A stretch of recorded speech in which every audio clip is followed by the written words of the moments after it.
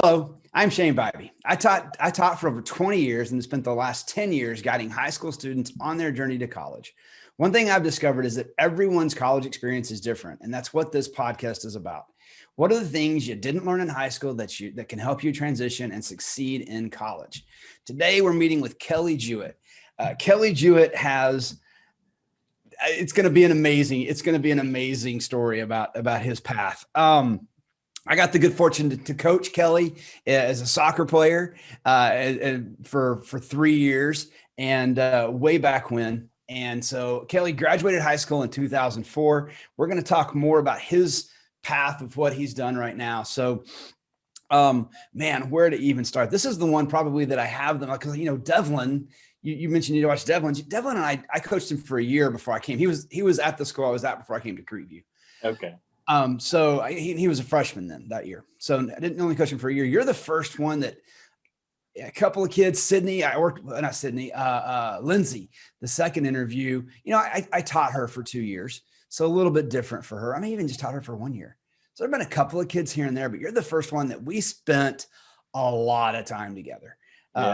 From just soccer and the hours we put into soccer, and you were a team captain and just an amazing leader in high school. Man, so where to even start? Let's start with this. What are you doing now? Man, what a journey. Like you said, this is going to be a story that has the ups and downs and all arounds. But now basically I'm a musician. What it came down to, I attempted the whole college route, got out of high school and thought I was all into the criminal psychology and the forensics. And that was my initial thing. I went down to Sam Houston State and got into the criminal justice program down there, which was actually one of the best in the nation. And I thought that was my route. I was coming out of high school. I figured this is what you got to do. Go to college, start your life. And after about 3 years towards my major, I took a music major course, guitar course. I'd never played guitar. I was a big, music fan and loved music from my father. And I just decided to take a guitar course. I was like, that's cool. I'll pick up an acoustic and, strum around. It'll be fun. And so after that semester, the guitar teacher was actually the guitar teacher for the School of Music. He was just doing a non-major course. And so I decided, he was like, man, you really have this knack for just picking up the guitar, listening, understanding, and even starting to create music for only playing for, several months. He's like, if you really can study over the summer and learn how to sight read, you can have a chance in front of the music board to try to walk on into the School of Music program. And for me, wow, that wasn't even a thought in my mind. I was, already almost 3 years into this criminal justice degree. I wanted a psych minor. And then all of a sudden this popped in my head is life came calling. And all of a sudden I learned how to sight read over the summer, came back at the beginning of the next semester. And basically they give you 2 passages to sight read. And then you have to have 2 memorized pieces of music. And I forgot which etude it was. It was some easy Bach etude that I had learned and then learned how to... Some easy Bach etude that you learned. Oh, yeah. Okay. Yeah. It was some, I forgot what the other study was, that was 15 or so years ago. But I basically learned 2 pieces, memorized, because I just basically sat there 8 hours a day all summer learning these pieces. I had a good ear, so I was able to kind of hear what I could do and figure out where it was on the guitar. And then I learned how to sight read. I taught myself how to sight read. I would go in next semester, I get in front of the music board, which was the scariest thing I've ever done in my life. Never been into music, never done anything, but I have to go in front of them to put on this thing that I can do this, And then a couple of days later, I got the message that you've been accepted into the Sam Houston State School of Music. And that would kind of change my whole world upside down from that moment.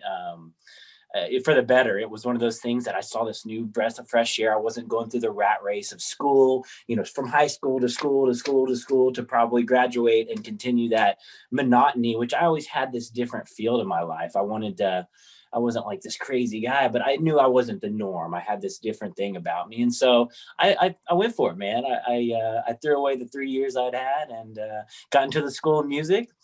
Ended up staying there for 2 years, learned so much. It was the hardest thing in my life because I'm in there with people that were in band and orchestra their whole life, to where they're doing these melody notations where the literally a musicianship. The teacher would play this melody on the piano and you have to notate it on the staff, on the treble staff.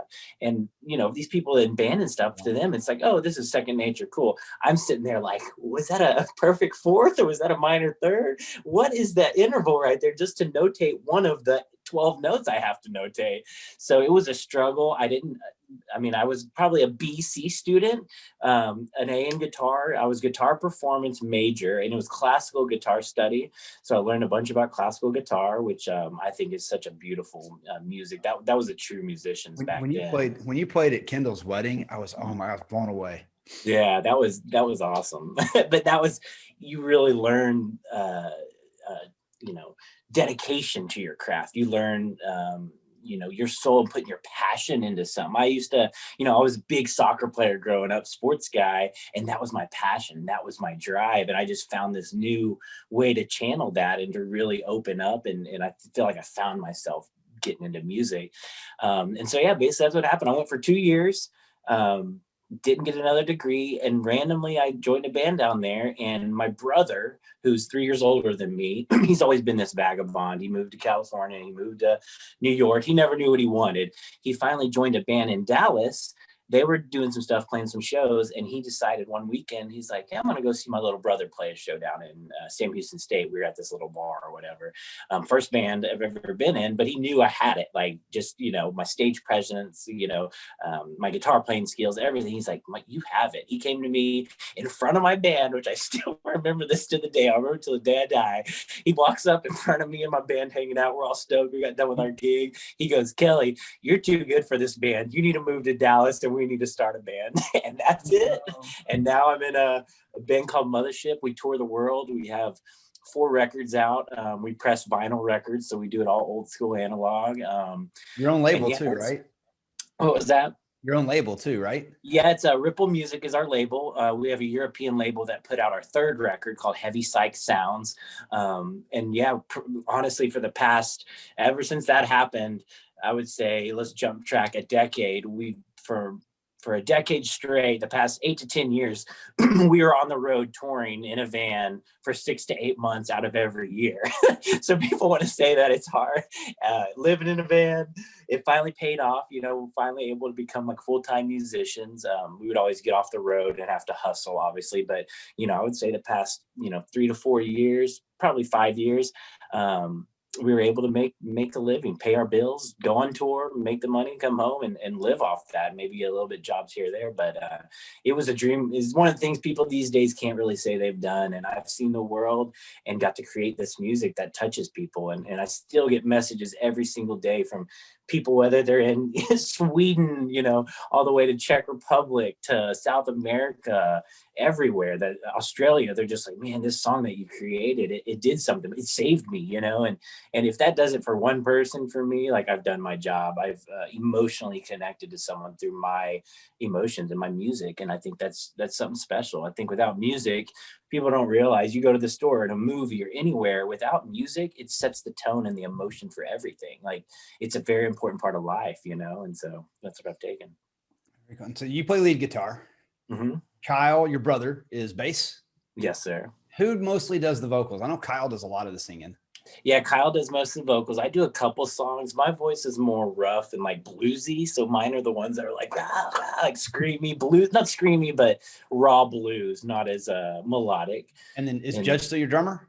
Judge is a drummer, yeah. Right. Judge, and we're just a power trio. We're just a 3-piece, and yeah, that's what it is. It's crazy. One of my kids that I worked with for SAT prep, she was a WT Booker, Booker T Washington kid, and lived in Southlake. And she was taking drum lessons, or she was doing something with, she knew Judge's wife.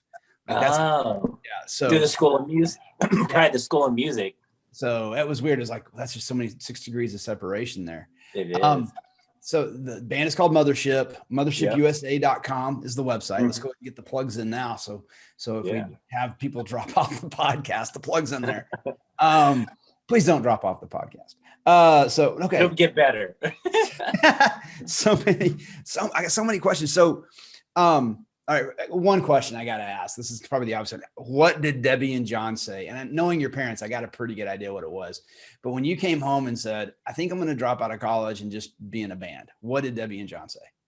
I think they knew it was coming after what my brother kind of was, and I think they realized that I found my true passion and calling in life. They knew that I was obviously that heavy into sports, and then it wavered. It was school was there. I was just going through the motions. They knew I needed that fire to be lit again, and I feel they knew it once they realized that the feat of getting into a school of music for not being a lifelong musician was pretty one of a kind. That doesn't happen these days. And then just a funny quick story, like the way it happened when I came up, Kyle was in a band called Break Vegas. So I started playing guitar in that band.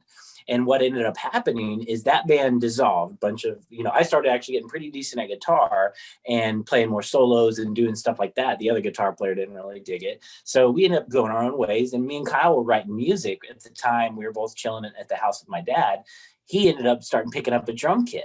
So what ended up happening is we started this jam band, a family jam band. My dad was playing drums, my brother on bass, and me on guitar. And that's where Mothership started, actually. We started playing these like biker bars, 4-hour blues cover gigs where we'd learn Jimi Hendrix, Johnny Winter, The Doors. We would do all Steppenwolf, all kinds of tunes that we could go play for 4 hours and just jam. It was really, that's where I crafted my skills, because it would be like, hey, we'll hold down the rhythm, and Kelley, you got a solo. And so, but it was one thing to say, like, another part of the story is I got to play in a band with my dad. And so I think from the get-go, they were the number one supporters. They were still to the day, they came to Europe one tour for us. They were front row, getting to witness just, thousands of people at these festivals singing our songs. And they're in the front and just realizing, like, this is special. They have something, and cool. Still to this day, they wear the t-shirts and they're in the front row and everyone's like, your parents are the coolest. And your dad's got his band Orthodox Fuzz. I've got his t-shirt in the closet over there. Yeah, exactly. Yeah, that's the thing. Because your dad, did your dad coach your rec team too? I know I see pictures he posted of when he coached Kendall's team. Did he coach yours too? Yeah, he was coaching my soccer team. I'm pretty sure he coached Kyle in baseball. I mean, John's on my baseball teams too. Yeah, he did it. He was always involved father, which I feel is the testament of parents that are involved is always. He didn't start playing drums, because I had the idea that maybe he was playing drums all the time. He didn't start playing drums until you got into a band. When you and Kyle started playing. Exactly. Yep. And he got really good the same quick. He got us into music at a young age. Like, I remember our New Year's Eve countdowns when we were 10 years old. He would put on the countdown on the radio and put us in front of the speakers, and we'd have to stop and start on the cassette tape to record the countdown while him and my mom went out with their friends. So it was always, he was around music. He loved music. He had an awesome record collection. And so I think him transitioning, he always knew hearing what it was good. And once he was able to apply himself and learn, I mean, in a couple of years, he was an awesome drummer. It was one of those things like, you have seemed like you've been playing this your whole year or your whole life, so. We've only been to the one show, and my old man couldn't make it to your part of it because you started too late. We're too late. I see your dad playing. I was like, holy cow. So I want to see, I want you to see B play drums. The 6-year-old, oh my God. Because I was thinking about this morning. Like you remember, like when you saw Zach playing soccer early on, you knew Zach was something special as a soccer player, or Kevin, just the way Kevin could freaking run, right? Yeah. You knew he was something special as a soccer player. And those are guys who got D1 offers out of high school. They were amazing, and they were special. B's got that, dude. That's awesome. I'm dad, so I'm 100% biased. But he starts playing drums, and like he loves it. Like when he starts playing drums, you can see he goes into a different world where he's not even thinking about stuff. He just knows what to do. Yeah. He's been doing it for less than a year, and like a couple of months ago, his drum instructor came in. And, I'm always skeptical because I'm like, we're paying you, so I can see why you'd say this. Yeah. But his drum teacher came outside to my wife and said, "He's 6, right?" And she's like, "Yeah." He goes, "Yeah, he's got something." So I'm super excited for him. He loves it. Both of them are playing rec soccer, so they love it. And then we just, like, the inevitable happened this week where we got roped in. I've been coaching skills for Gray's team for a while. Uh-huh. And the inevitable happened this week. I'm now an official coach for Gray, and Kim's an official coach for B. Nice. So, we're back in the swing. Gonna be on the sidelines again. A little different for rec U9 soccer, but Right. okay. Just other things to ask about. What an amazing. So you've toured all over Europe. You've done a lot in the US too. Yeah. So close to opening for Metallica once, right? That was so close. I think we ended up getting robbed. second. Yeah, So robbed.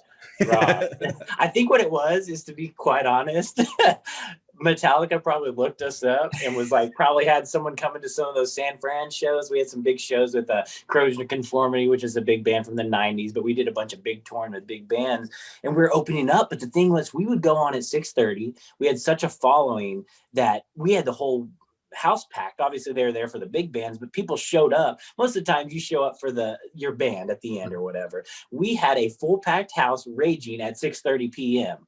on a weekday. So I'm sure they like had some intel that were like, who are these guys? Like, why, opening bands don't have that kind of following or clout.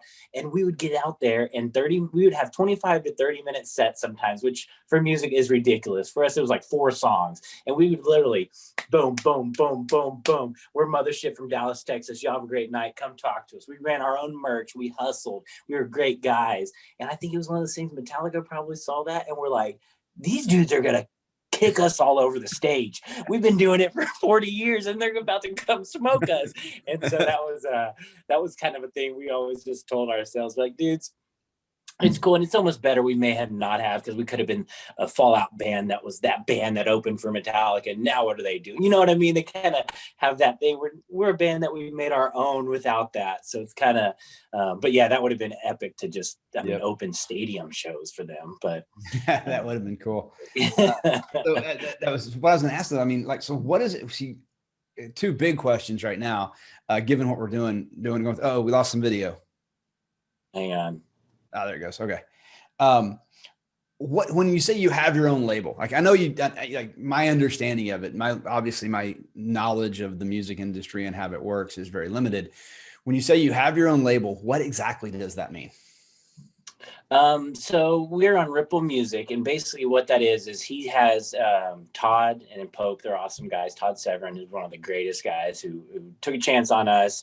Just one of the best dudes who's a music lover, so wanted to get awesome music out to the people. He does worldwide distribution, which is a big thing for music.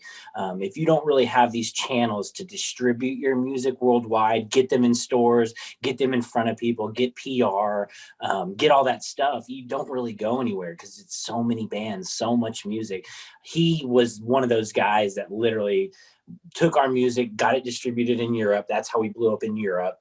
He pressed endless amounts of copies of our records, which is a big thing. As an upcoming band, it's a lot of money to press vinyl records. People don't think, even CDs, but we were a vinyl, that the underground, people love vinyl records. And I mean, I'm talking, $5,000 to $10,000 just on a one pressing. And we had, 5 to 6 on our first record and several on others. So, I mean, you're starting to talk about a lot of money to try to make product, just to sell the product. And he's just been such a great guy. He took a chance on us. Like I said, he's got a great roster of bands and people. And he just believed in us. And it was just one of those things that with a label, it just comes a lot of that. I actually got a bunch of sponsorships because they see that you're on a accredited label. So then instead of just a guy from Texas who's like, I play guitar in a band, we tour, whatever, we're on Ripple Music, who has worldwide distro, who has, all these things on the pipeline that, people look into that and they're like, oh, they're a little bit more legit than just someone who puts out on their own label or DIY, So that was what the main thing was for Ripple. And you have a guitar named after you. You have a line of guitars. I that was another wild thing, man. I got my own signature Flying V guitar. So I play Flying Vs.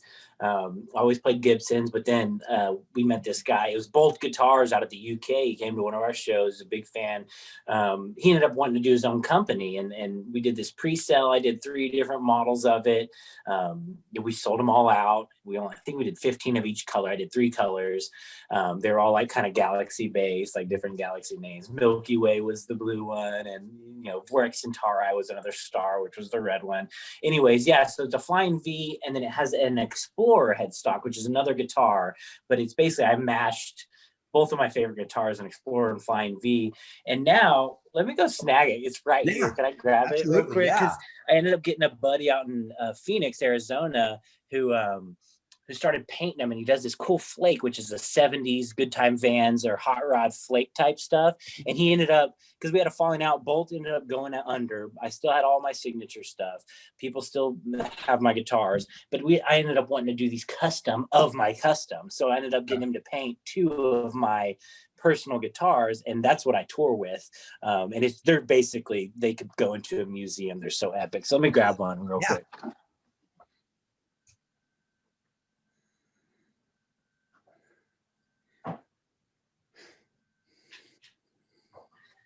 All right, I said grab one, but I'm gonna grab 2. But yeah, here's the first one. It's hard to tell, but all of this is flake. So if you can kind of see the sparkle in it, I mean, it's the real deal. Flaking, and he does the whole back, and it's all, yeah, it's basically, I would say, you know, $5 to $8 grand worth of paint and time.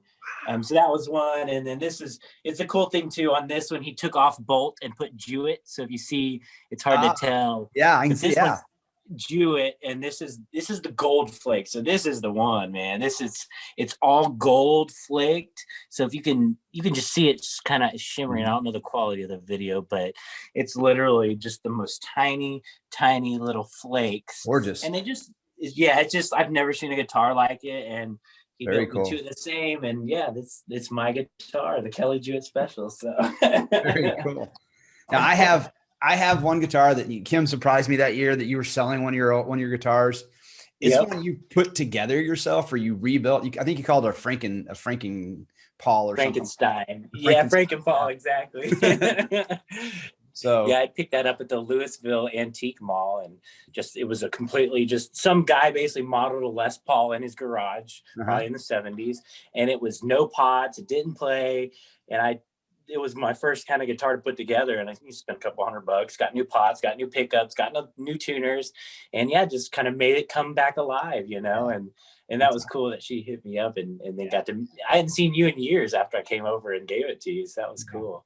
I was real. I mean, when I was like, cause that was like 3 years ago, I think. And the business was, I was like, I just need to focus on the boys. I don't need it to spend on me. So I was so humbled when she did that. That was so cool. That's my big thing. Man, I know you've got someone in your life that's really special who does a lot of good stuff for you. And so, I mean, it just really is.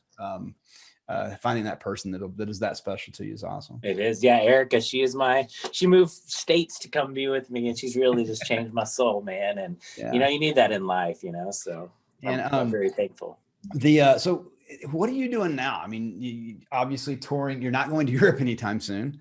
I saw maybe 6 weeks ago, so you told me when we started that you're actually in South Lake, you're not far from the office. So I wish I'm at the house today because Kim was having to she got to go to her office today, but we, you know, get you to come by the office sometime or just go grab lunch whenever you want to. Yeah. But you played at South Lake Square one day. You just put your amp out there. I saw you do a video of it. Yeah, that's cool. You saw that. Yeah, man, it's just the hustle. That's what I've always been about. If music's not happening and that's my passion, I got to find ways to do it. And I started doing my own kind of style of looping. It's like you have a loop pedal and you start with one riff, and you have to produce on the fly because you can't like stop and restart. You know, you got to keep this fluidity about it. And so I've gotten really good at it to where I'll start with a simple loop, and then I'll loop, and then I'll loop. And before you know it, it's a whole like symphony of music, and literally it's one guy, one pedal, and one guitar. But you listening back, and it's like I create a counter melody, I create a melody, I create another rhythm, then I solo on it. And so literally I was out there and people were just coming up, tipping me. People were just like kind of amazed, I think, because in that area, it's a pretty rich area, and they'd look at me, and I'm sure at the first, I take my van out there, and I'm sure they're seeing this guy like this hobo, like, you know, but I'm such a nice guy. I'll smile, I'll talk to people, you know, and they just, I think that kind of changed. I like changing people's mentality on it, a lot of stuff. And I think, you know, that was what it was. I sat out there, I did it for a couple of days in a row and made some decent money, but yeah, I mean, music's on halt for who knows how long. And Yeah. With our music, it's, you need a packed room. You need people on the stage to feel that energy. That's how you can create that special time and place on the stage. And so yeah, right now it's we had Europe recanceled. That was canceled for the summer. It was supposed to be on for 2 months. Then it got redone for next summer, which I think it's going to be canceled. A lot of touring got canceled. And so musically right now, I'm kind of doing more of the collab thing, which I've never had an option to do, which kind of opens the doors to new stuff. But I started a new band. It's called Top Secrets, which is from the Jim Carrey movie, The Number 23, where he thinks his book is written about him. But the author's name is Top Secret. So said it quick, it's top secret. It's kind of a play on words, but it's a collab that I'm basically getting different musicians. I'm doing stuff with guys from California and Pennsylvania, and we just create a song, but sending tracks back and forth. So they do the drums and the bass, send it to me. I layer my guitars, my solos. I sent it to the vocalist out in Pennsylvania. He did his stuff. And we just released our first track on this kind of compilation record that's coming out. And man, it's for the first song I've ever done outside of Mothership. It's gotten awesome reviews. Everyone's really into it. It kind of lent itself to start finding my name as a guitar player. And I'm really excited, man. We're already doing a cover, a Deep Purple, big band in the 70s. They're doing a cover album. So we're doing a cover track for that. But yeah, it's Top Secrets. I'll send you the information on that. But it's pretty cool, man. I'm getting to be more guitar driven. Yeah, and just kind of find my voice as a guitar player. Did you guys play for Deep Purple a little bit or something? There's been a connection there before, right? No, never got to play with him. Just always been big fans. And now the chance, the guy was like, "You want to cover a Deep Purple song for a record?" And we're like, "Sure." I'm already getting stuff in motion, you know. So and then I'm just trying to put out some solo stuff. The looped ideas I'm trying to maybe put out. I've been speaking with Todd from Ripple about possibly doing that down the line, but just something unique and just something like Kelley Juett, and just kind of getting my name going as well. Obviously people know me from Mothership, but they don't know that I can play blues, I can play classical, I can do this loop stuff, I can do a lot of things I've never got to showcase, but now it's kind of coveted. It's a blessing in disguise because I'm able to kind of channel different outlets for myself. And so yeah, other than that, I'm working at Amazon. Are you working at Amazon? Just trying to make some money. I'm in the bookmaking department, so it's a make-on-demand facility. Yeah, and it's kind of cool, man. It's not just picking stuff out. It's a making books. So it's kind of very cool. Yeah, that's neat. I was about to ask about that. So I had a question there, and it's just absolutely left me. I keep talking, so if I keep just spamming too much, just tell me. No, dude, that is not. You see me every now and then. I look over and I'm writing stuff down and whatnot. I've know to make a note of the question that I want to ask because I want you just to be able to talk about whatever's going on. Yeah. Okay, a couple of then kind of the standard questions I do ask because things work out, right? And that's what I try to tell people. I'll end up talking with a parent every year. We're about to start our college app camps are going to start here in a couple of, people start signing up for them. Mm-hmm. And juniors will start getting that angst about, am I going to be good enough? Am I going to be able to get into a college? And I always tell people, look, it's going to work out. I was texting with a parent of a former student this morning. The kid's over studying, what did she tell me? An obscure era of Italian history in London, getting her master's degree in it. And I can promise you when that person was a 15-year-old in my pre-AP English 2 class, we did not see, Renaissance Italian history in her future. That was not the path she was predicting. So that's what I try to tell people. I had a kid, I remember a couple of years ago, I had a kid I was working with, and she wanted to be a nurse and she wanted to go to TCU to be a nurse. That's what she wanted to do. And we were working, her grades were great, but because of the way nursing works, she needed to get her SAT score over a certain threshold. And she was really struggling to get that done. I was like, you're going to be fine. It's going to be fine. And finally, she got the score to where she needed it to. And now she was scared, was she going to get in? She's in her 3rd year of nursing school at TCU now. Stuff is going to work out, and it's going to, it's that work ethic. You made the comment earlier. I love it, that I think people miss out on. And you said you were getting ready for the sight reading and you were practicing like 8 hours a day. I cannot imagine the blisters on your fingers, nylon strings for 8 hours a day. Because you're playing a classical guitar for that, I assume too. Yep. Nylon strings. Yep. Yeah, so, I mean, that was what was needed to be done to do what I wanted to do. And that's, you got to put in the time, you got to put in the work, whether, like you said, it's, honing a craft with a guitar or studying to become a nurse. It's the same concept, no matter what field it is. Have you read Outliers by Malcolm Gladwell? So that's where the whole 10,000 rule thing became popular. Okay. There's another book called The Talent Code, which is really where the 10,000 hour, if to become an expert at something, you have to do it for 10,000 hours before you're really an expert. Wow. And so, but the funny thing is in Outliers, he talks about the Beatles. I have 2 Beatles stories here for you. He talks about the Beatles in it. And he says that, one of the things, and maybe the Rolling Stones too, but one of the things where they honed their craft was doing these shows in Europe. And I want to say, he said they played for like 4 hours at a time, like you did. Yeah. And playing for those long shows like that, you build your 10,000 hour library of time to work, because one of the famous things about the Beatles is my understanding is they couldn't read music, like actual printed music. They couldn't read, but they could hear it. Tommy Emmanuel. Do you know who Tommy Emmanuel is? Yeah. Classical dude. Yeah. I've been to see him twice, and he funny sign. He'll say, I'd never learned. I love the comment. He goes, I never learned to read music. I was too busy playing it. Oh, that's awesome. Yeah. And so that's cool. He's amazing. The other Beatles story. This is how I know Beckett, my 6-year-old. I know how he's kind of got something special about music to him, because a song on the White Album came up in the car the other day, and he's like, "Daddy, what is that album?" And I was explaining my terrible memory of what the album, like why it's the White Album, why they did that. And I had some memory of, like, they had a controversial cover. I was way off on what I sold him. He bugged me for 3 days straight, wanting to know the story about why that album was called the White Album. What was the story behind it? And so I finally had to go back in and read, because he's 6, he can't read yet. I had to read about the Sgt. Pepper's Lonely Hearts Club Band, and that album cover was so incredibly intricate that they decided to go like the entire opposite direction as far as they possibly could. Crazy. With the Beatles, with the White Album. And so, but he was relentless about it. Like, why was it called that? What was it? What did they do? And yesterday we finally talked about it. He's like, okay, so then they put the name of the band on there, but really small. He was like getting into the whole part of it. That's cool. He definitely, that, or he's just got an OCD streak. I don't know. No, he's very intrigued into the music, which means continue that passion, because it's something special. Yeah. How would you I don't want to, if classifying your style of music, what I've heard it called when you've been, because your band Mothership's been featured as one of the top bands in Dallas. What are some of the awards you guys have gotten? Like, I mean, for the Dallas Observer Music Awards, I think for three different years we've gotten the best.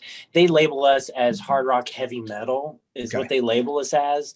And I've actually got one of the best guitar players in Dallas one year, which was kind of cool, to that accolade. But it was basically, we say heavy 70s rock and roll. So it's something like, it's got that Deep Purple, ZZ Top, kind of Black Sabbath, that kind of has the heavier, chunkier riffs to it, but it's not screamy. It's not metal. It's rock and roll. It has this good timing, a lot of solos, a lot of soul, passion. So we just say, like, just heavy 70s rock and roll, kind of blues based rock and roll. But it can be, all that stuff. People said Guns N' Roses was heavy metal. It's kind of everyone.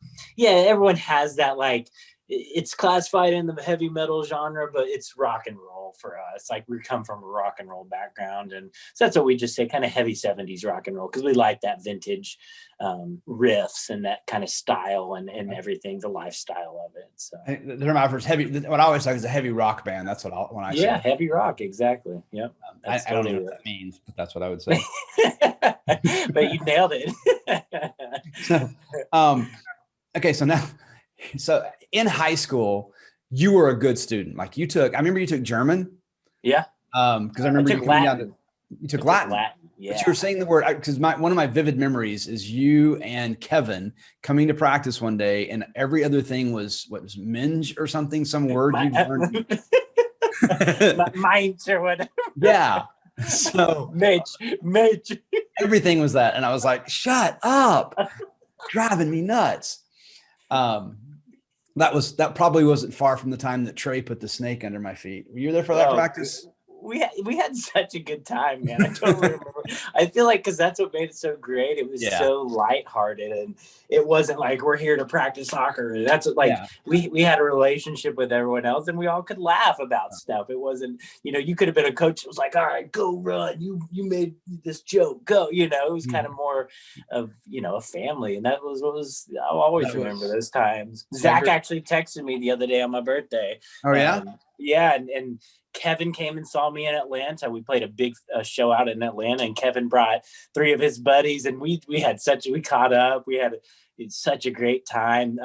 Obviously, Austin Peacock and Berkeley, Justin, and the Purdue's, they've come to any shows in the Metroplex. So it's kind of cool that they see me take the same passion and drive I had playing soccer and in my new life. And it's kind of cool that we've stayed in touch over these years, You were, you were a really good student in at Creekview, high school student in Creekview. And so you talked very early on about, you thought that's what you did. You went to college after high school. Yeah. And so was the choice of, because I do talk about you a lot when I'm talking to parents, and I'm trying because that's what this whole podcast is about. It's about saying, look, stop worrying about stuff. They're going to be fine. Like you provide them, stay engaged with them, quit trying to do. I can't tell you the number of people I talk to that think there's just some magic secret out there that someone's keeping from them. And it's not. It's just find what you like doing, work hard at that, and become really good at that thing. Yeah. That's the secret. I mean, that's it. Manifest what you want, and I'm really good at showing people how to conjugate verbs. I fortunately found a way I could do that and make a living at it. I literally got into a conversation on Facebook Messenger yesterday debating the role of the Oxford comma, and literally, but I found a place that's passionate. Can't believe it. I look back on that. I'm like, dang, I'm a nerd. I'm such a grammar nerd. Baby nerd out. Oh, man. And it was so much fun. I was like, but if the intention of the comma was this, then you could. I was like, but the thing is, I got a group of people that are like, we're having a dialogue about that, right? So there's other people that are conversing back with me about that. Yeah. You decided to go to college. You chose Sam Houston State. Was that, thinking back on it, was that the only school you looked at? Were you looking at other schools at the time? Yeah, I think that was pretty much it. I was dead set on criminal justice, and it was a state school, so I can get some kind of it's cheaper, obviously, but get some kind of funding and help that way. And so, yeah, it was pretty much, that was my goal. I wanted to do something with criminal justice. And I knew I wanted to do criminal psychology because I really love understanding the mind of the criminal. And that was the pop off on all those shows. That was back, 16 years ago. It's so crazy to think of, man. I just turned 35 and I'm like, I was starting to think about when you hit me up. I was like, I graduated in 2004 and I'm like, it's 2021. What happened? But no, that was pretty much the only school I even looked into. I was dead set on it. I got accepted, and it was kind of one of those things. It's like, all right, it's time to move on and figure life out, And was the plan to do like become a police officer or go to FBI? What were you thinking you're going to do? Yeah, I think that's kind of for that route. What criminal psych, what I wanted to do. Usually I have to be a beat officer first, and then can kind of move up to an investigator and something like that. And at that point, then you can probably branch out and try to get into the FBI or CIA or something. But I was really into it. I just love trying to analyze the mind of the criminal, and I feel like I was very analytical and good at thinking outside the box, and that's what you need to be on that. And and then music stepped in and just said, hey man, slap me in the face, and this is what you're doing with life, and I wouldn't change anything. I always say I got a lot of debt, 5 years and no degree. But you know what? I wouldn't change a thing. It was the experience. And, to say that I've done that, it was, an experience. I think you made an important comment that I tried it because I don't know if you've seen what's happened in the 15 years since you've been out, or I guess it's not been 15 years, maybe about 12 years. But the debt is worse. Oh yeah. The cost is higher. And so that's my thing is like, I'll talk to people who are like, the nurse who wants to go to TCU. It's great if you can do it and graduate with no more debt than your likely first year salary. Right. Yeah. As a nurse, I mean, I think it's around 60 a year for a first year, maybe a little bit more than that. So if you're going to graduate with no more than $60,000 in debt, okay, that's manageable. But man, yeah, I don't know. Are the student loans still hounding you? Are they still out there? Or you got them retired? You got them retired so far?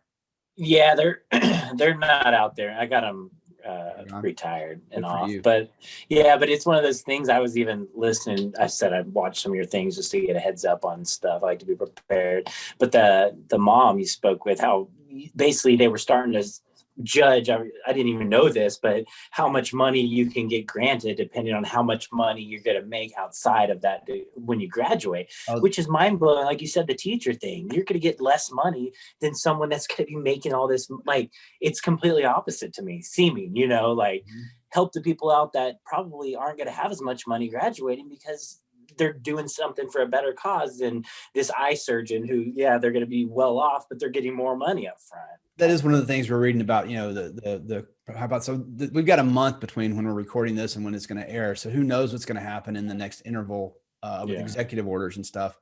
But one of the things they've talked about, one of the problems with retiring like $50,000 in debt is that the average amount of debt per student is still around $37,000 right now. That's the average amount. And if you forgave $50,000, what you actually end up doing is you're not helping out a teacher typically. Yeah, the teacher's going to get their loan forgiven, but you're also helping out people who, the second interview is with Jamie, and Jamie she says in the interview, she has over 6 figures of debt already. She finishes up at NYU this year. And so she, she's making the decision. She wants to be an attorney specifically because she says, that's the only way I'm going to pay for this. That's crazy. Get out of the debt. You start forgiving. Well, then you're actually for people not going to be. This may be a little controversial, but they're talking about a $1,400 stimulus check. I don't need a $1,400 stimulus check. So there does need to be an income threshold below which that money goes, because that's the last stimulus. We got the last stimulus check and we just stuck it in the bank because we are doing all right. I mean, we don't need that. And we're trying to, we try to make sure that I try to, my friends who own restaurants and stuff like that I know are struggling right now, I make sure when I go eat, we go to their restaurant or we order from them, that kind of thing. Yeah. But it's, I think that there's some things going on. So if you forgive that debt for people who are at that threshold, you're actually forgiving debt from a lot of people who don't need you to forgive their debt. Yeah, for sure.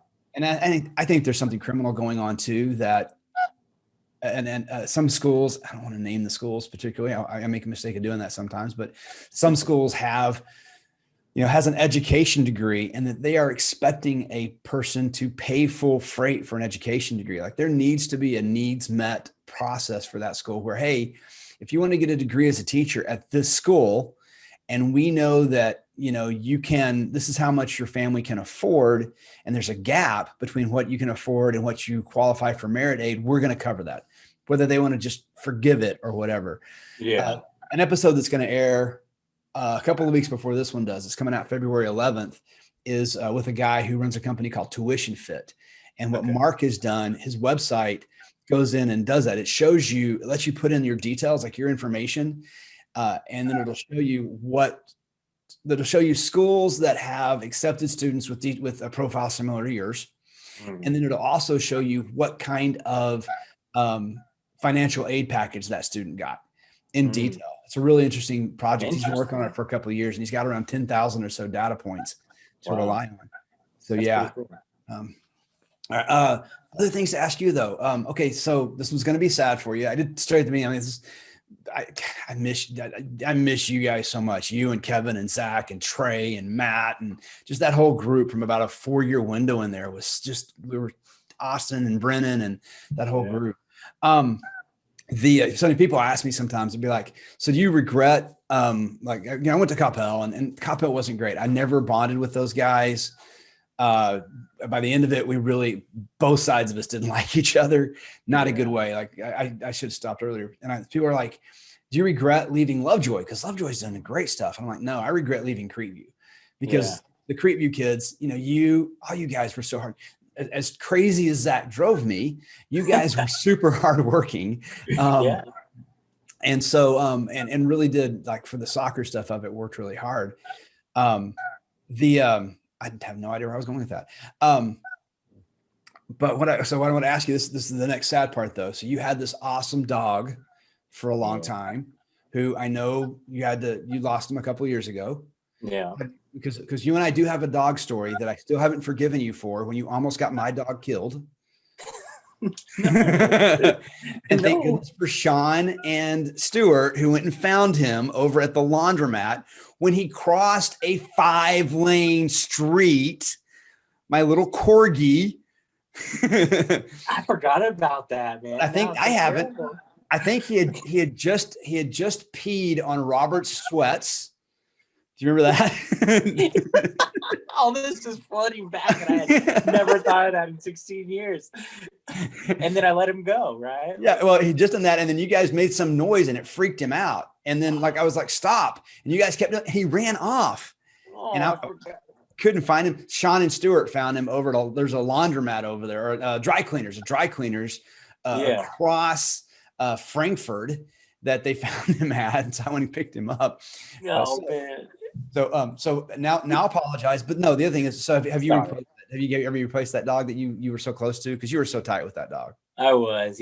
Momo was there for 13 years. And it was time for him to go. He had a big cancerous thing in his chest, and he lasted already like 2 more years past what the vet said. And so he was fighting, and it's just one day it literally just something changed, and you could tell he was looking at me with them eyes. He's like, "It's time, brother. Like, let me go at my piece." And so, yeah, that was probably the hardest thing to do. But me and Eric's gonna have a cat now, Zappa.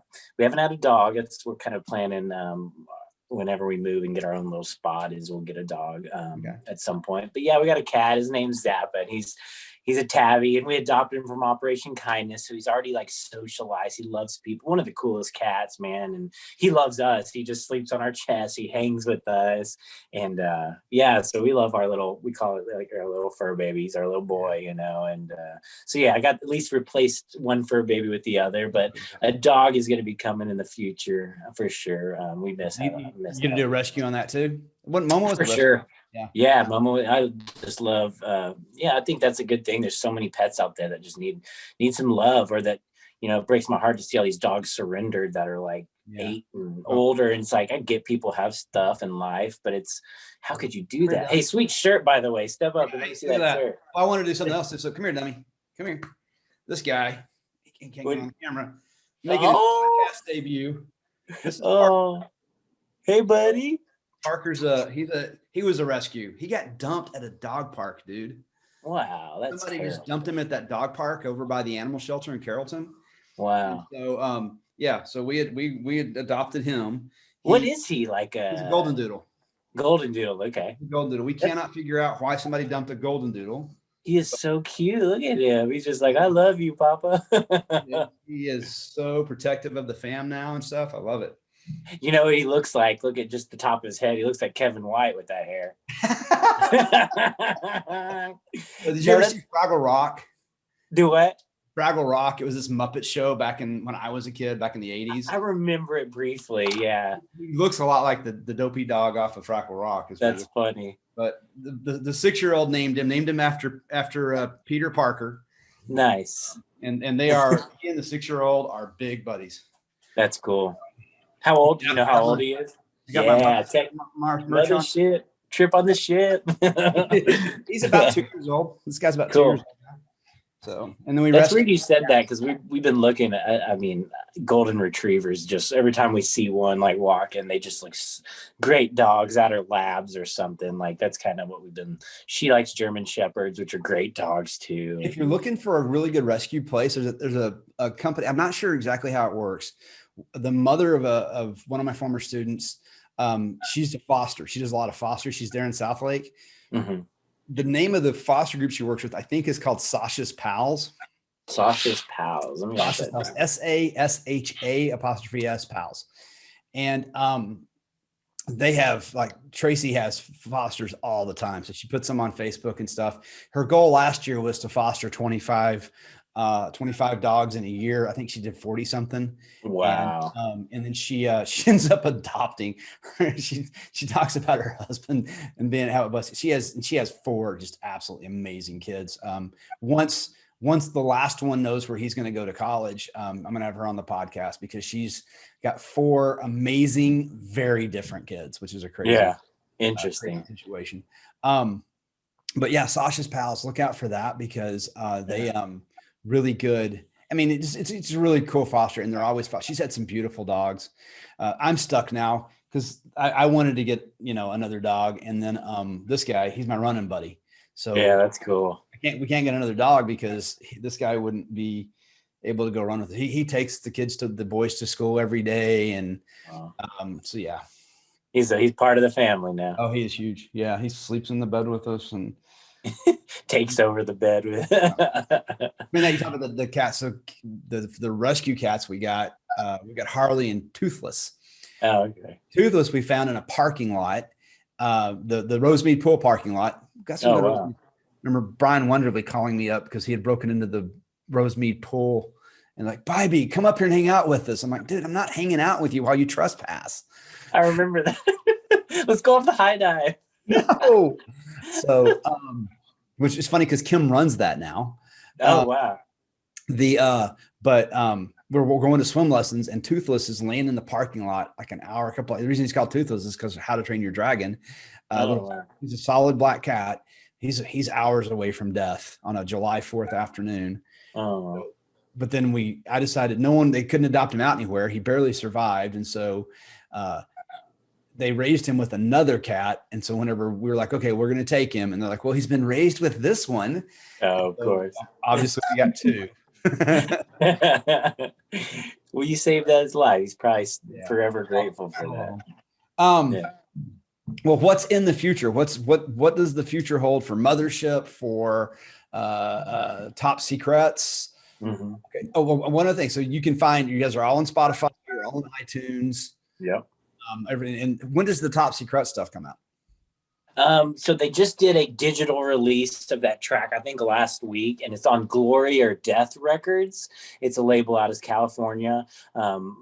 He's actually my buddy. His name is Buddy, who runs that label. And, he's doing great stuff. He's putting out he's kind of trying to follow in the steps of Todd at Ripple, where he's finding these awesome underground bands that have a lot of talent, but just need that little oomph of suppressing their music and trying to get them out there with PR and stuff. So he just had a digital release of that. I think it's on Bandcamp, Glory or Death Records on Bandcamp. The song we have is called Farther from the Sun. It's a great tune. But right now, the future, Mothership, it's actually kind of like this time where we're all kind of finding creative things outside of Mothership. We've been a band over a decade. We recently with COVID, we kind of stepped back a little bit, found life, found other things. So right now we're just kind of chilling. Kyle started a little project with some dudes from Austin, and Judge is creating. He's got a little home studio. He's doing stuff. We haven't jammed, I think, since the last, we did in April or May 2020, we did a big online show, which was great, man. We did really well. A lot of people tuned in. I think it had almost 200K reach just in the first week. Like, a lot of people were tuned in on it. That was the last thing I think we've done. We've honestly just kind of been, which, I think we all kind of needed it, living in a van with each other for a decade and in the jam room. Like, we're in process of trying to work on a 4th record. We have a bunch of music for that, but it was really just like us almost, not figuring it out and driving ourselves mad, to where we just like, let's just chill for a bit and let it come and let that creative juices like marinate for a bit. And then once we come back together to finish everything up and create more, then it'll be fruitful and it'll be like it was when we started the band. And so that's kind of where we're at right now. Just nothing planned. We got a couple festivals, I think, one in Vegas for August, which is not going to happen. It's called Psycho Las Vegas. Blue Oyster Cult's headlining. A bunch of big bands are headlining. And so it was Blue Oyster Cult. That's who you've done in the past. Yeah. Yep. That and UFO. We've done some shows with them, big 70s band. But so that's on the only thing we kind of have tentatively out for summertime, which I know is not going to happen right now. But other than that, it's like I said, we're all just kind of, Judge has his stepdaughter's getting big. She's, I think, 11 or 12 now. So he's taking on that role of a father and kind of spending time with the family. And all that. Kyle's doing that. And, you know, I'm just kind of finding my path right now. Like I said, creating my own. So I think the future of that, it'll always be there. And hopefully within the next year or so, we can start working on the 4th record for Mothership. But in the meantime, like I said, I'm collabing with a bunch of dudes.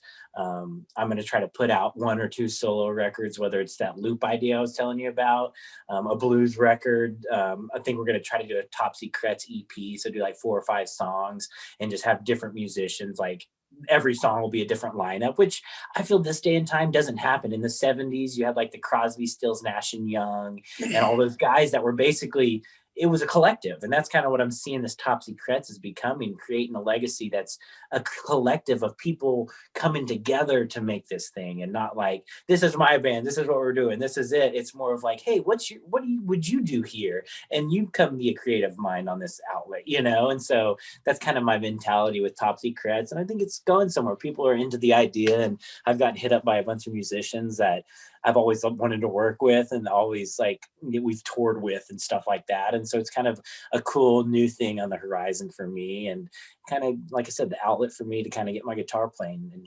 showcase me as a guitarist and a songwriter and a producer and all that. And that's kind of what I've been up to, man. So that's the future, and who knows with this year what's going to happen. And like I said, I used to work in Deep Element, all the venues, Trees, Bomb Factory, Canton Hall, and that's on hold. Like I did production for that. So that was another thing when I had to find a gig with Amazon. I needed money to pay the bills. I couldn't just go work at the venues because there's no shows, or they don't need the crew. They don't need the crew like they used to load in these bands. So it's just kind of a thing. It's kind of every day I take it in stride, and always creating music. I know that'll never change no matter what. So when the weather gets better, can you do like any outdoor stuff or anything like that? yeah, and that's a big thing with Erica, which is awesome. She came from Arizona, which is you can go 10 minutes and go hike a mountain. And I don't know why I keep getting all these spam calls. Get off my list. But yeah, that's the thing. We just went up to Arizona and went to Santa Fe, but we went to the Grand Canyon for New Year's, and she's definitely brought that out with me more, as exploring nature and doing more outdoors things. But I'm in outdoor shows. Can you do outdoor shows? We can, yeah. I think there's some places doing like drive ups and stuff like that, but it's for us right now where we're at. We're not really booking anything with that intention. We want to be working on new stuff before that. But yeah, that's someone's mentioned that too. They're doing like drive-in concerts, which is a cool concept, you know. And until the time's right, I think we're just gonna kind of lay low and find life for a while. Well, that was now. So one of the first interviews I did, or the first interview we did, was with Yazan, and Yazan's working. One of his dreams is to work with musicians and help them like set themselves up to manage their money, so that whenever they get that bonus from a label, they get the things like that. Like, how do you set this up to make it last as long as possible? Yeah. What I asked him, he really didn't have you may have a better idea because you've got the label, you've got stuff like that, but because you can put a video out of you playing on Facebook, you can put the video out of you playing at Town Square. Yeah. How much more control as an artist do you have? Or is it still, you need that structure, you need that extra stuff to help push you along? Yeah, I mean, you can have somewhat, and now with the whole DIY with like do virtual tips and you can set up like ways that to try to make some money. It's still the outlets to get them into the right spots, is having that label helps a whole lot. And I mean, honestly now, and it's a crazy thing about the music industry, you're not having these signing bonuses. You're not having the influx of money that they used to have, say in the 80s or even the 90s. Like the way you make money playing music is you have to tour and you have to sell merchandise. And so that's the whole thing with Covet, is like all these bands that we took a decade to get to, it took a decade for us to just be a full-time musician because we toured relentlessly. It's just all the e-break hit, and it's kind of a sad thing because all that work really just got halted, and that was the way we made money. Like I said, we did one show, and we were able to make a decent amount of money for what we did, but we would go tour and come home with a great amount of money to live for several months, and do that 6 months out of the year, you have a year's salary. And so without that, that's what's all halting everything. Is that's the only way bands make money these days. You don't really make it off record sales anymore.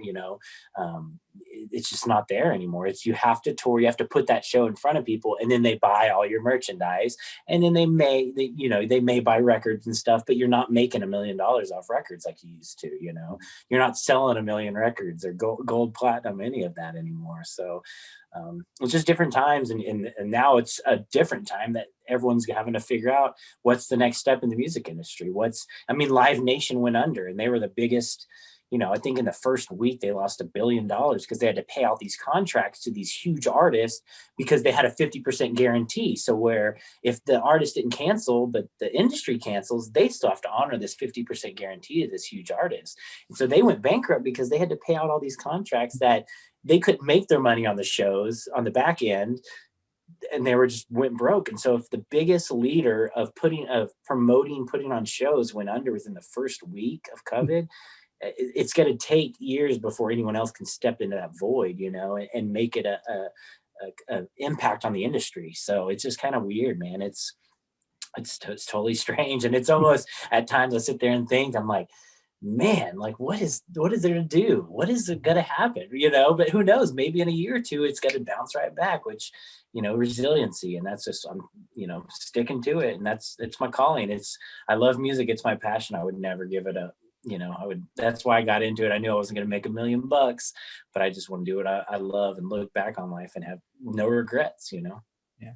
Okay. So let's talk about doing what you love. I'm looking in the back behind you right there. I see 2 cacti.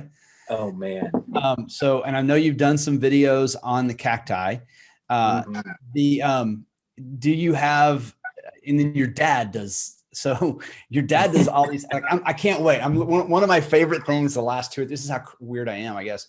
The last couple of years are the John Juett cactus updates that we get on Instagram or Facebook or wherever he posts them. What kind of damage happened, like the greenhouses that he's done and stuff like that. So are you more of the cactus guy? Is your dad where did that all come from? It actually came from probably about 8 or 9 years ago. I got into hydroponic growing, where I was growing lettuce, basil, like any kind of just lettuce and basil hydroponic. Lettuce, just nothing produce. else. Nothing else, just produce.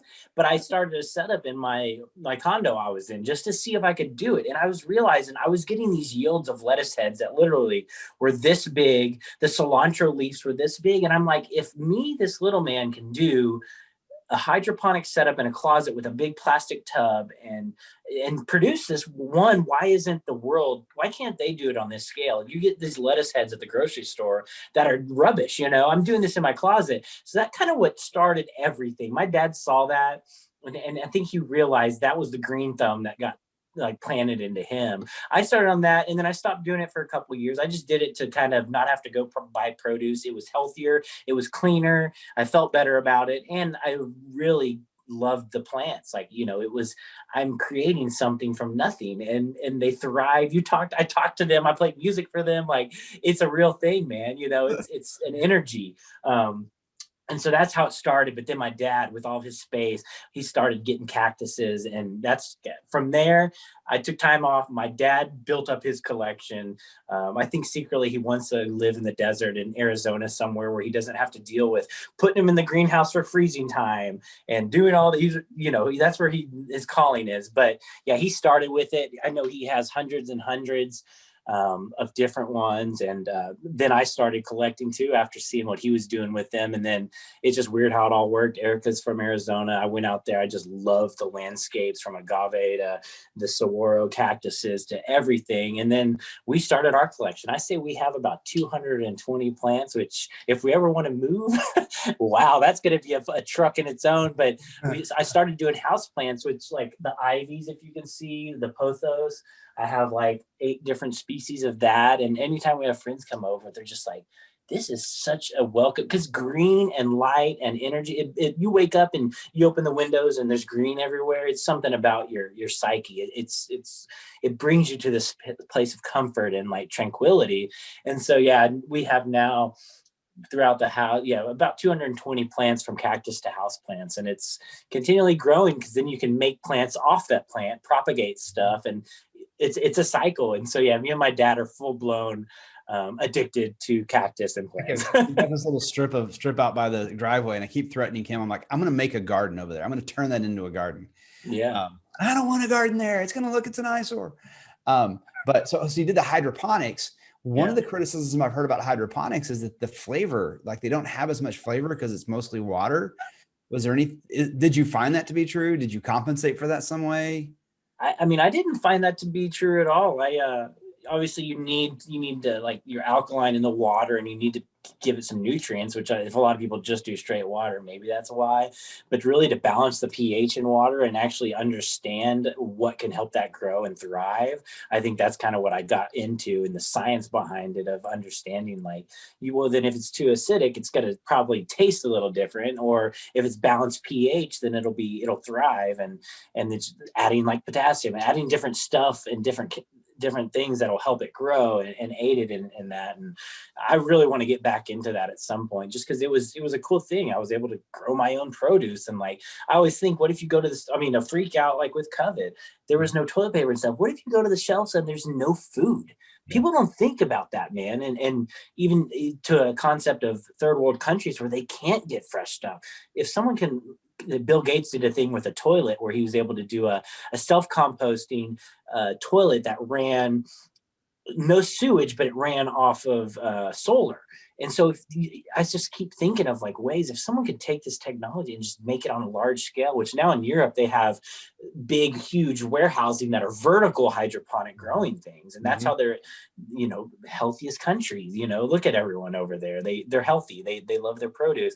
I see it as like, if I can fend for myself, and if anything ever hits the fan, I can grow my own food, man. And that's all you need in life, food, and you got to figure out water. But do you eat meat? Yeah, I eat meat. Okay. I don't know if you're gone vegan or vegetarian or anything like that. No, I still eat meat, and that's a big debate. A lot of people go between if meat. I go back to Pulp Fiction. Yeah, but a steak tastes good. It tastes real good. Well, I watched the pork chops taste good.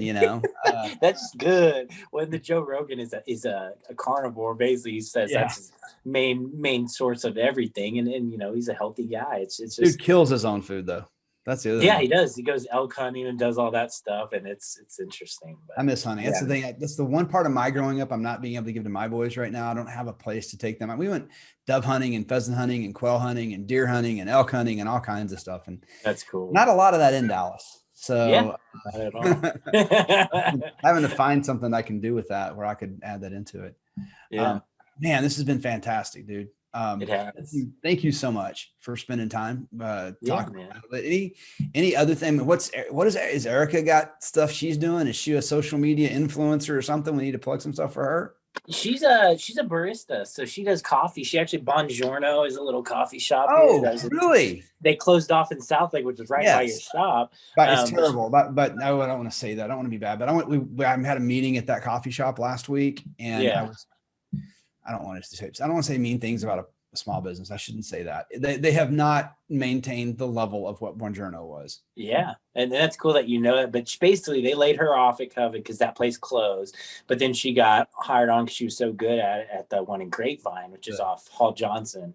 So she's working there. And, she came from a shop out in Arizona where she was managing it and running it. And she's a people person. So that's what she loves. She loves to interact with people daily. And she's just a positive soul, man. And she just brings happiness to everyone. And it's very rare these days you see that. And it's a breath of fresh air. And that's what keeps, that's what's always intriguing that brought me to her. And now it's contagious to people. And that's what she loves. She loves being around people, and coffee is her outlet right now. When we started touring after she moved out here, she was doing merch for us. So she's this people person that, like, we probably never sold as much merch in our life. You get a beautiful woman behind the table, all these metalheads and guys are like, give me one of every shirt. Okay, sure thing. But she can talk to them, and she can hold her own, which is a thing. But that's her gig, man. And she's just an awesome person. She's brought the best out in me, and I'm forever thankful for her coming in my life. So well, very good. All right, man. Thank you so much. You're welcome, brother. Have you seen where the office is? You know where we are, so you can come. You're welcome to come by anytime, or just tell me you want to go get lunch, and we'll get you lunch. I'm sure it's a business meeting somehow. Yeah, So I think it is. I'm off Sundays, Mondays, and Tuesdays. So maybe this next month, let's get together. Literally, like I said, you're 10 minutes from me. It's funny because when I first moved here, I drove by and I saw Bybee. This was like, we were still I seen your online stuff and I was like, that's his spot, like right here. Like, what are the odds, And then obviously I followed you online and realized that you have a storefront, which is cool, man. You got your little space set up, and I hope during these times you're able to kind of, it's probably hard, but it's been good it's been good in some ways, bad. We cut our classes down from 8 to 4. We had incredibly small classes already at 8. So we cut them down to 4. And, we've sold out 4 of the last 5 classes. 3 of the last 4 classes have sold out. Nice. And May's almost sold out. So that's been really cool. And then talking to the coaches, I think we're going to stay at 4. For me, it's a lifestyle business. It's a business. I got out of the classroom so that I could be there for the boys. I didn't want to. My choices were to stay in the classroom. And look what's happening. I can't imagine what life would be like for me right now if I was a classroom teacher. My sister's living through it, and it's crazy. Oh my God, Kendall, she posted it. She changed her Facebook picture the other day, and it was her. She's in a big stadium jacket outside I was like, yeah, I don't miss that.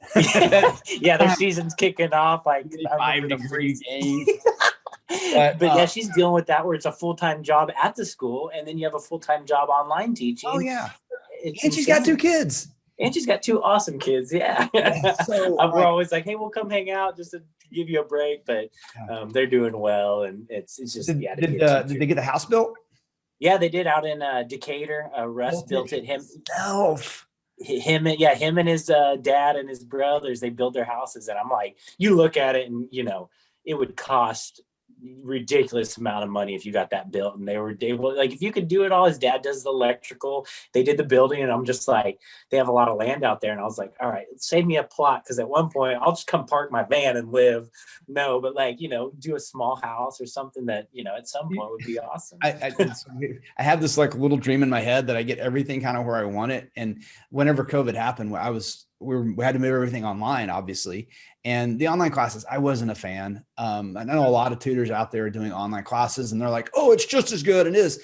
And I don't get the same kind of connection out of it. It's hard.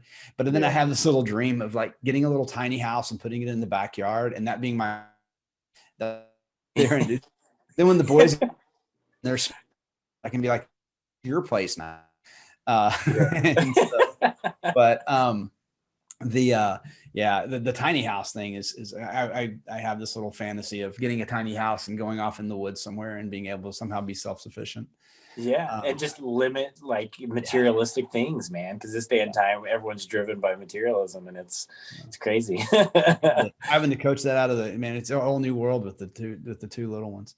You're getting you're going to be the fun uncle. That's the best part, man. Be the fun uncle. It is, man. And it's crazy to see every time we see those girls, Presley and Peyton, they're another human. Like it's a couple weeks and you're like, wow, you're walking and talking and thinking for yourself and processing. It's crazy to me. It's insane. My 8-year-old today, they got in some trouble at school yesterday. And I discovered today that the 8-year-old has kind of started to realize that if he doesn't tell me about stuff, there's a lot of stuff I don't find out about. Because the 6-year-old hasn't discovered that yet. And so the 6-year-old comes in and goes, last night, he's like, Daddy, I need to tell you about something. And he tells me about it. And it wasn't a big deal. But this morning, I'm like, hey, did something happen at ESD? And he looked at the 6-year-old and was like, why did you say anything? Like, oh, man. Ratting out brother already. So, it's getting that point. But yeah, you're right. You look up and the whole saying is the days are slow, the years are fast. You look up and man, he's 8. He's going to be driving before I know it. And he's going to be, so yeah. I see that as I just hit 35 and I'm like, what just happened to the past 15 years of my life? Like time is gone. But hey, you got time. I didn't, Gray's 8. I'm 51. So you got time. Yeah. But I don't know how old Eric is. My lucky thing was I managed to find someone who was 10 years younger that would put up with my crap. Yeah. Um, That's what we so, need in life. Put up with our crap. all right, dude. Cool. Let me know anytime you want to go grab lunch. We'll go get some lunch. Cool. Lots of good places. There's a couple of good places I love to go to that are there in South Lake that clients own. So Yeah. there's some good places in there. Cool. Yeah, man, I'm down. Well, hey, it was awesome getting to catch up and just chit chat with you, man. Okay, so you right before we started, you played me a little riff of our intro music, all right?